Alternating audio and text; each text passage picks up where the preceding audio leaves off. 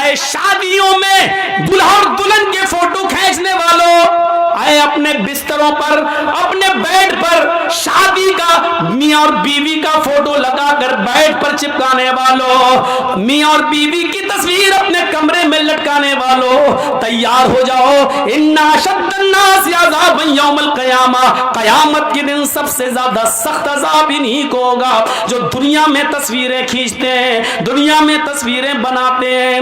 اور سب سے زیادہ سخت عذاب اکلت بسلیوت بجہنم یومئذ لہا، قیامت کے دن جہنم کھینچ کر لائی جائے گی، جہنم کے اندر 70,000 لگامیں پڑی ہوں گی اور جہنم کو کھینچ کر لایا جائے گا۔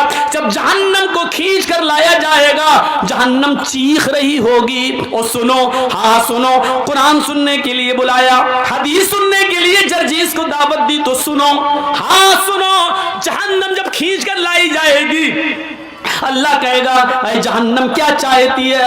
جہنم چیخے گی اور کہے گی اکلت بسلاس، اے اللہ میرے اندر 3 قسم کے لوگوں کو پہلے ڈال، 3 گناہگاروں کو میرے اندر پہلے ڈال۔ اللہ کہے گا اے جہنم بتا تیرے اندر 3 کون سے گناہگاروں کو ڈالو؟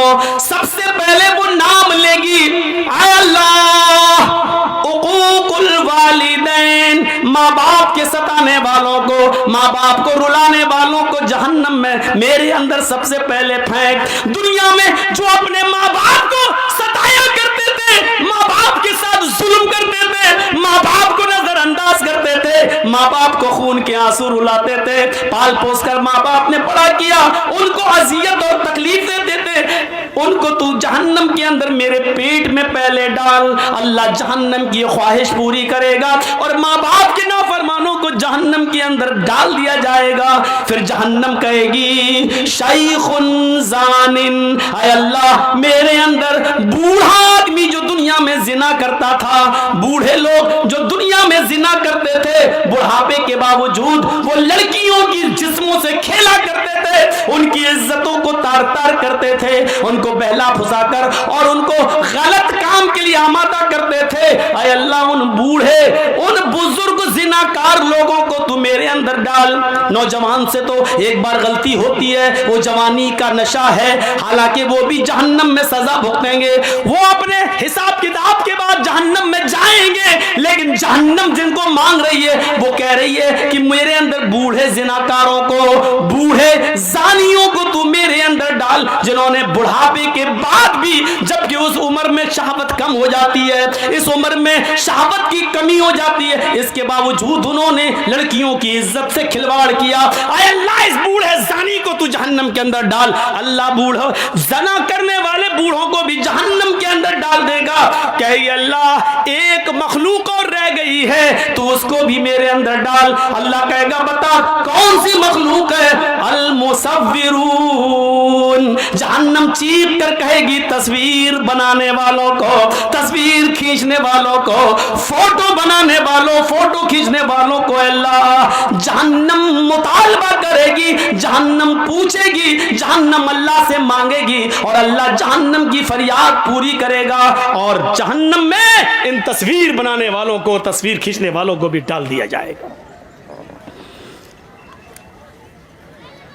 ایک چیز ہوتی ہے مجبوری میں کسی چیز کی اجازت دینا، پاسپورٹ بنوانا ہے ضرورت ہے، آدھار کارڈ میں آپ کا فوٹو لگنا ہے ضرورت ہے، کھینچ سکتے ہو، بینک میں پاس بک کے اندر اور بینک میں آپ کا فوٹو لگنا ہے آپ دے سکتے ہیں، ڈرائیورنگ لائسنس میں آپ کا فوٹو لگے گا آپ دے سکتے ہیں، یہ چیز جائز ہے، ضرورت ہے آپ دیجئے، بنا ضرورت کیوں؟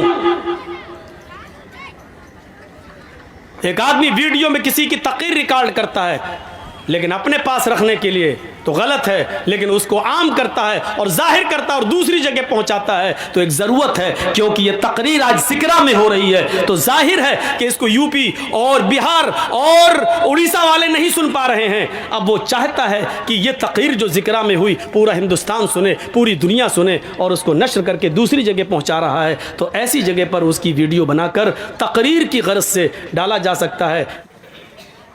اگر ان تصویروں کی کوئی حیثیت ہوتی تو اللہ کی قسم اللہ تعالیٰ اپنے نبی جناب محمد رسول اللہ کی تصویر کی حفاظت ضرور کرتا، لیکن دیکھ لو دنیا میں عیسائی بھی موجود ہیں، عیسائیوں کے پاس عیسیٰ کی تصویر موجود ہے، یہودیوں کے پاس موسیٰ کی تصویر موجود ہے، داؤدیوں کے پاس داؤد علیہ السلام کی تصویر موجود ہے، ابراہیم کو ماننے والوں کے پاس ابراہیم کی تصویر موجود ہے، سب نے ہندو بھائیوں کے پاس کرشن جی کی، رام چندر جی کی، شنکر جی کی، گنیش جی کی، ان کی تصویریں موجود ہیں۔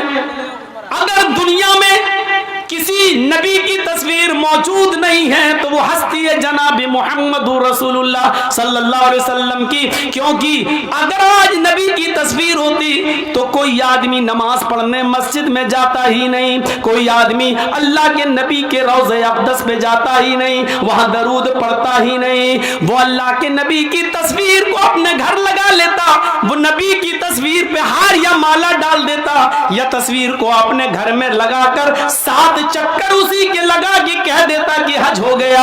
میرے پیارے ساتھیوں، وہ نبی اکرم کی تصویر کو چھوٹے چھوٹے ٹکڑوں میں لے کر اس کا تعویذ بناتا، اس کو پہنتا، اور پھر نبی کا فوٹو اخباروں میں چھپتا، نبی کا فوٹو پیپروں میں آتا، اور کبھی اس کی کٹنگ ہوتی اور وہ پیروں کے نیچے روندا جاتا۔ اللہ تعالیٰ کو اپنے نبی کی یہ رسوائی اور بے عزتی گوارا نہ تھی میرے بھائیوں، اس لیے اللہ نے جناب محمد رسول اللہ کی کوئی تصویر دنیا میں باقی نہیں چھوڑی ہے، نبی کا کوئی فوٹو باقی نہیں چھوڑا، بلکہ نبی کی زبان سے یہ کہلوا دیا، اِنَّا أَشَدَّ النَّاسِ عَذَابًا يَوْمَ الْقِيَامَةِ الْمُصَوِّرُونَ۔ دنیا میں قیامت کے دن جہنم کے اندر سب سے سخت عذاب اس کو دیا جائے گا جس نے دنیا میں تصویریں بنائی ہوں گی، تصویریں کھینچی ہوں گی، اس سے کہا جائے گا ان تصویروں میں تو جان ڈال، ان تصویروں میں تو روح ڈال، اور ظاہر ہے کہ ان تصویروں میں وہ روح ڈال نہیں سکتا۔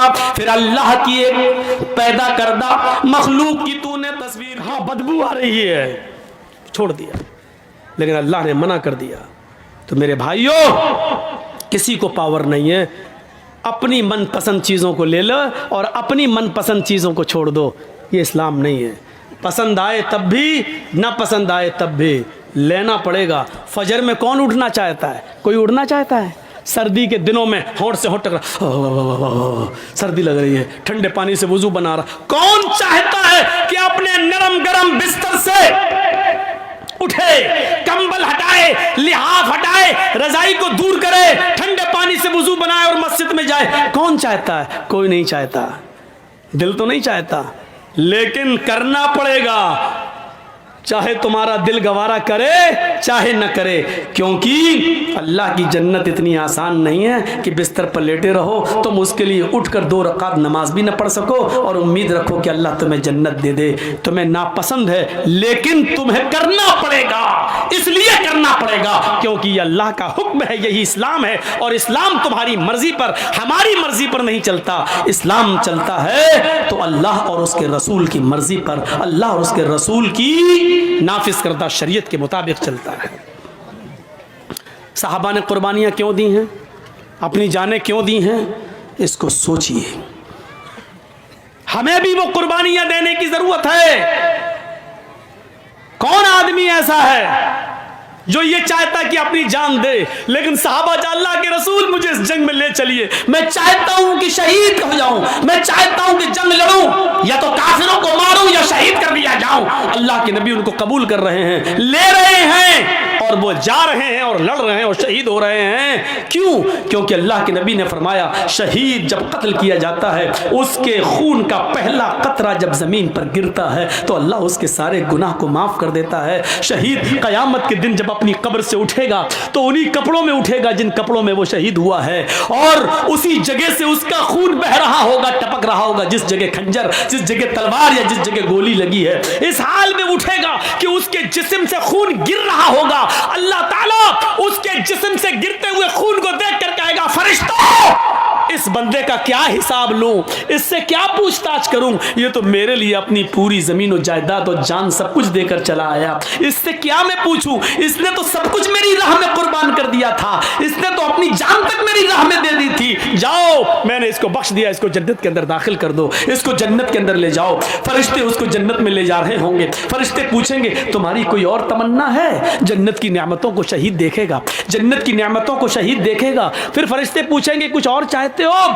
तो फरिश्ते कहेंगे हाँ एक तमन्ना और है। कहा क्या है? कहा है फरिश्तों अल्लाह से दुआ करो, अल्लाह से कहो मेरी एक तमन्ना ये है कि वो मुझे दुनिया में दोबारा भेज दे, मैं दोबारा जंग करना चाहता हूं, दोबारा काफिरों से लड़ना चाहूंगा, और फिर मैं चाहूंगा कि फिर मैं शहीद हो जाऊं, फिर मैं जन्नत में लाया जाऊं। क्योंकि शहीद का इतना बड़ा इज्जत, इतना बड़ा इकराम कि शहीद जन्नत की नेमतों को देख कर कहेगा अल्लाह मैं चाहता हूं कि मुझे बार बार दुनिया में भेज, मैं बार बार कत्ल किया जाऊं और बार बार जन्नत में आऊं, और तू बार बार पूछे कि तेरी तमन्ना क्या है, मैं फिर कहूं कि अल्लाह मुझे दुनिया में भेज और मुझे कत्ल किया जाए और फिर मैं जन्नत में आऊं। जरा गौर करो कि शहीदों का इनाम कितना बड़ा होगा, शहीद का इनाम कितना बड़ा होगा कि शहीद जन्नत की नेमत में देखने के बाद भी हट नहीं, उसमें है नहीं।